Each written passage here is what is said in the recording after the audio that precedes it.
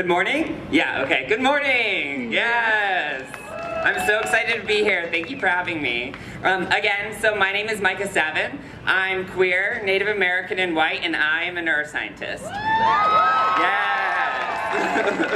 And so daily I utilize this intersectional identity to examine how HIV affects the brain. And similar to that of Parkinson's or Alzheimer's disease, HIV is neurodegenerative. And so my science has contributed to the field, and I've been able to assist in creating an iPad app which screens for HIV-related impairment. Yes, yes, come on, I want to hear it. Yes, okay.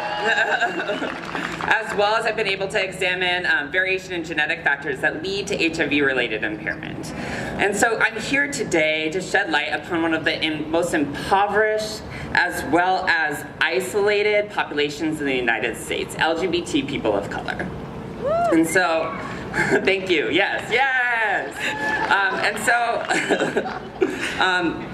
And so regardless of the topic, it is apparent to us that disparity and inequality is greatest among those who possess multiple minority memberships. So individuals like myself, LGBT people of color. And so what we see is these individuals have greater risk for violence, discrimination, and disparity. But how do we know this? We know this because of scientific data. Yes, right? That's why we're all here.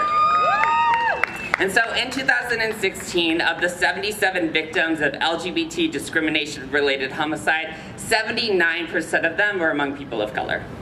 Among Native Americans in 2009, an alarming 46% of Two-Spirit, which is a Native-specific form of LGBT identity, were refused health care. And so it is apparent that we need a federal statute that comprehensively and consistently prohibits discrimination based on sexual orientation and gender identity. And without it, people like me are not safe here in America. Currently, executive orders and ongoing anti-LGBT legislation are utilizing fear to silence and oppress minority populations. Our very names, transgender, LGBT, are banned from use at the Center for Disease Control. Practices such as these increase vulnerability of already susceptible populations and prevent scientists like myself from protecting the communities that we love and serve. And so throughout my work, I see that these injustices exacerbate HIV outcomes. Discrimination and stigma are some of the most powerful predictors of HIV infection, disease progression, and HIV-related impairment. And so this may explain the high rates of mortality among people of color who are LGBT who are infected with HIV. And so, shortly said, in many parts of America, HIV is still a death sentence. The availability of drugs to manage HIV is low in impoverished settings, and state laws encouraging discrimination prevent LGBT people of color with HIV from accessing care. And so to some of you, this information may seem very distant, it may seem irrelevant, but this is happening in your own backyard, to people you know and to people you love, and I am one of them. And so throughout my life as a queer Native American, I've been subjected to countless episodes of abuse. And so much so at the age of 9, I recall accepting the message of my aggressors after hearing time and time and time again that I was nothing or that I could do nothing. I fell silent. And I think many of you would be saddened by the number of my aggressors that you know.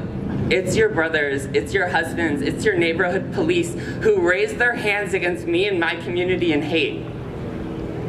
And so later in my life, I would have the great privilege of settling down with my partner.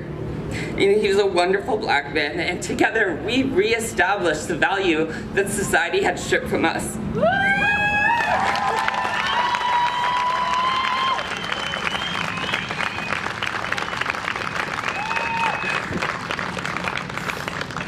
Yes! And so sadly, I became one of the numbers. My partner would then pass away from HIV. And as he passed, he told me this: I ask that you do one thing for me. I ask that you love others like you have loved me.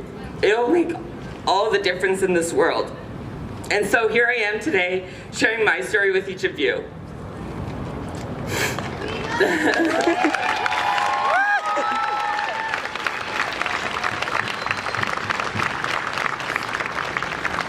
And so So within 5 years' time, I have gone from professional ballet dancer to neuroscientist, from an invisible victim to an outspoken advocate.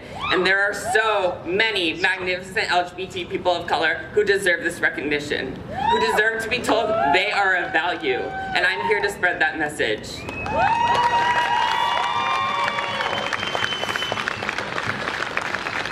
LGBTQ people of color are of value. We are strong, we are innovative, and we are intelligent.